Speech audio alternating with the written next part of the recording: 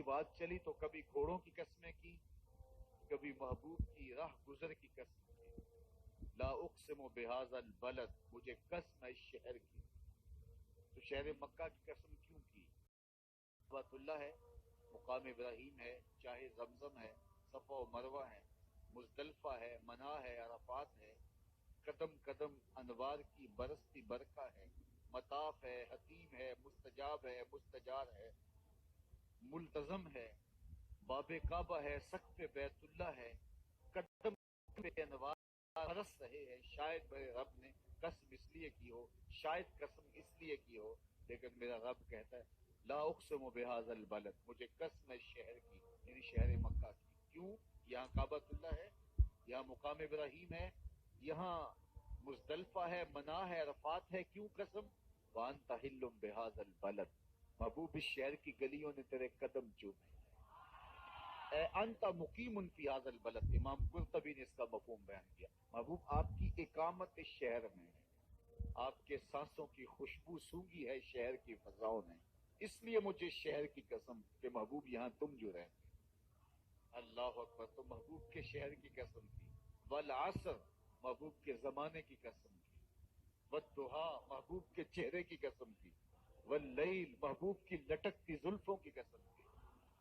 کبھی کہا محبوب تیرے چہرہ زیبا کی قسم، کبھی کہا تیری زلف بری کی قسم، کبھی کہا تیرے شہر نور کی قسم، کبھی کہا تیرے زمانہ ہنسی کی قسم، اور پھر قسم کا باب چلا تو بات کہاں تک پہنچی؟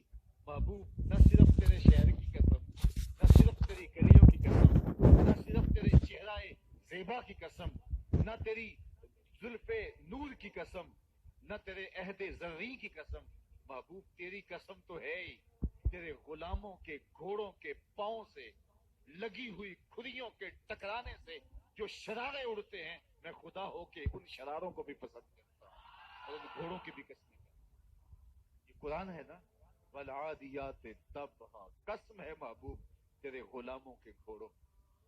اللہ اکبر! قسم ہے ان کے سینوں سے نکلتی آواز کی، قسم ہے ان کے پاؤں سے نکلتے ہوئے شراروں کی، قسم ہے ان کی خوبصورت اداؤں کی، ان اداؤں والوں گھوڑوں کی قسم۔ اللہ اکبر! یہ قسمیں کرنے کے بعد جواب قسم کیا ہے؟ دیکھیے میں یہاں بیٹھا ہوں اور میں گفتگو کے آغاز پہ ہی قسمیں اٹھانا شروع کر دوں۔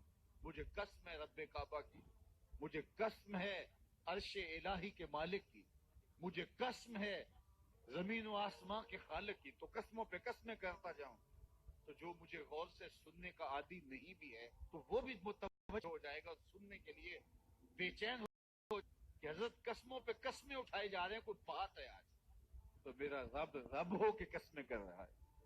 تو اس کے بعد جواب قسم کیا ہے؟ تو کان کھڑے ہو گئے، روحوں میں پیاس بڑھ گئی اور سماعتیں بچھ گئی کہ میرے مالک تو قسموں پہ قسمیں کر رہے، کبھی گھوڑوں کی اداؤں کی قسمیں، کبھی ان کے سینوں سے نکلتے ہوئے جو ہے وہ اس مہیب آواز کی قسمیں، کبھی پاؤں سے اڑتے ہوئے شراروں کی باتیں، اور کبھی ان کے پاؤں سے اڑتی ہوئی دھول کی کہانیاں۔ تو قسم پہ قسم، اور قسمیں بھی گھوڑوں کی، تو کوئی بات ہوگی۔ تو ایک دم کان کھڑے ہو گئے تو جواب آیا ان الانسان لربہ لکنود، بے شک انسان اپنے رب کا ناشکر ہے، انسان اپنے رب کا ناشکر ہے۔ قسمیں گھوڑوں کی ان کی اداؤں کی اور ناشکر حضرت انسان کو کہا۔ یہ کتنی لطیف چوٹ تھی جو حضرت انسان کو ماری گئی۔ یا اللہ ہمیں ناشکرہ کہنا تھا تو کہیں اور مقام پہ کہہ دیا۔ گھوڑوں کی تو قسمیں کرے اور ہمیں ناشکرہ کہتے ہیں۔ گھوڑوں کی قسمیں ہو رہی ہوں اور انسان کو ناشکرہ کہا جائے۔ انسان کو ناشکرہ کہنا تھا تو کسی اور موقع پہ کہہ لیا جاتا۔ کہا یہی تو سمجھانا چاہتا ہوں کہ چم میٹھا نہیں ہوتا، کم میٹھا ہوتا ہے۔ تو ذات کے گھوڑے بھی ہوں لیکن کام کرے تو مجھے وہ بھی اچھے لگتے ہیں۔ اور تم انسان بنے ہو، نقوش بڑے اچھے ہیں، قدِ رانا رکھتے ہو، جھیل جیسی آنکھیں ہیں، اور تم چلتے ہو تو قیامت چلتی ہے، لیکن مجھے تم اچھے نہیں لگتے۔ اگر تم ناشکرے ہو، یہ ہیں ذات کے گھوڑے لیکن میرے محمد عربی کے غلاموں کے غلام ہیں، مجھے اچھے لگتے۔ تو وہ چم نہیں دیکھتا، وہ کم دیکھتا ہے۔ تو ذات کے گھوڑے بھی ہوں لیکن نسبت ہو میرے حضور سے، نسبت میرے رسول سے ہو تو رب کو وہ اچھے لگتے ہیں.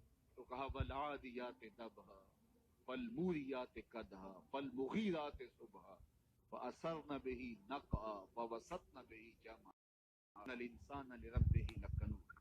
بے شک انسان اپنے رب کا ناشکر ہے.